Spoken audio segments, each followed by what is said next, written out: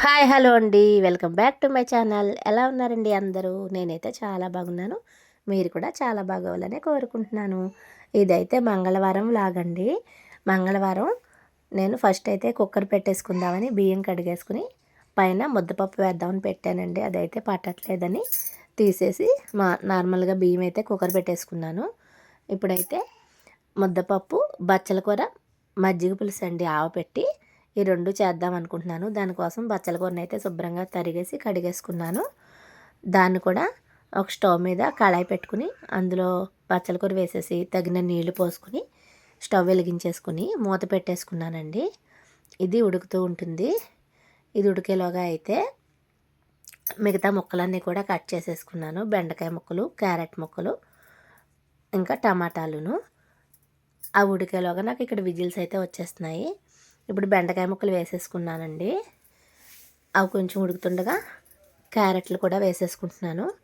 అలా 1 బై 1 వేసేసుకుని మనమైతే పులుసు ఉడికించేసుకోవాలి. అలాగే ఒక 6 పచ్చిమిరపకాయలు కూడా చీలికల్లా చేసుకుని కట్ చేసుకున్నాను అనమాట.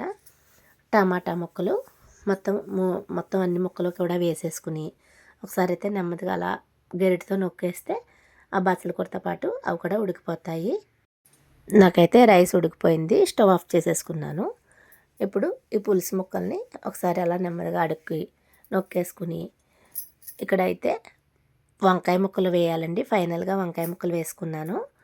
ఇప్పుడు చిటికెడు పసుపు, సరిపడినంత రాళ్ళుప్పు వేసుకుని ఒకసారి అలా అదిం పెట్టేసి ప్లేట్ మూత పెట్టేశానండి. ఇప్పుడు ఇందాక ముందు కడిగి పెట్టుకున్నాను కదా కందిపప్పుని, అదైతే చిన్న కుక్కర్లో వేసేసుకుని పెట్టేసుకుంటున్నాను. దీనికి ఒక చుక్క ఆయిల్ వేయడం వల్ల పప్పు మెత్తగా ఉడుకుతుంది.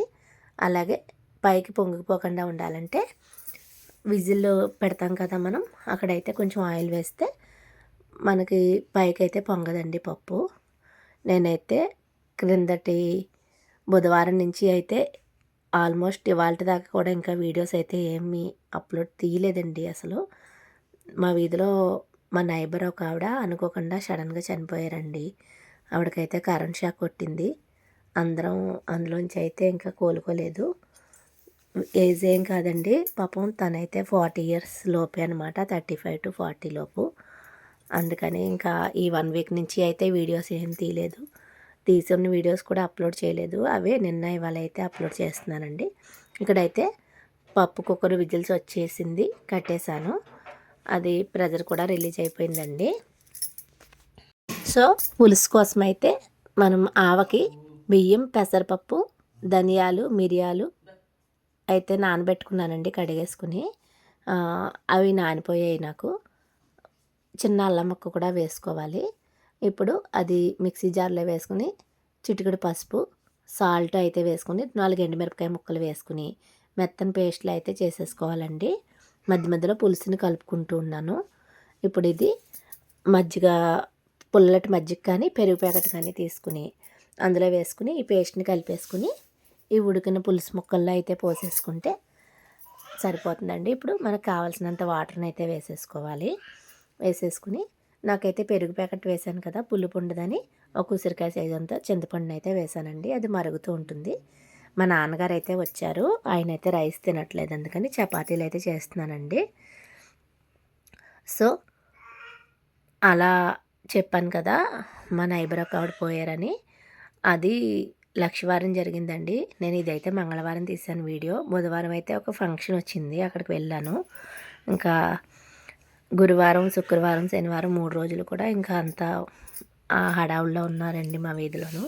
ఇంకైతే వీడియోస్ ఏం చేయలేదు. ఇదిగోండి ఇలా చపాతీలు అయితే కాలిపోయాయి. ఇప్పుడు ఇవి ఒక ప్లేట్లోకి తీసేసుకుని పోపు పెట్టేసుకుంటున్నానండి పులుసుకి.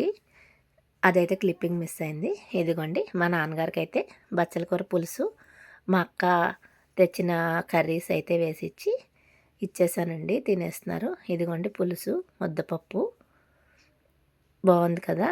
ఇది చల్లారితే పెద్దగా ఏం గట్టిపడదండి, ఇంక ఇలానే ఉంటుంది. మా సిస్టర్ అయితే ఇవాళ కర్రీ తెచ్చింది. కర్రీ ఇంకా నిమ్మకాయ కారము, కరివేపాకు పొడి తెచ్చిందండి. నేనైతే ముద్దపప్పు పులుసు చేశాను కదా, అందుకని ఇంకైతే నేనేం కర్రీస్ చేయలేదు. ఇదిగోండి దొండకాయ ఉల్లికారం కూర, ఇది కరివేపాకు పొడి అనమాట. ఇదిగో ఇదేమో నిమ్మకాయ పచ్చడి అండి.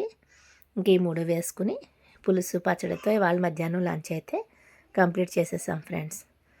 అంతే అండి. ఈ వీడియో మీకు నచ్చితే నా ఛానల్ని లైక్ చేయండి, షేర్ చేయండి, సబ్స్క్రైబ్ చేయండి ఫ్రెండ్స్.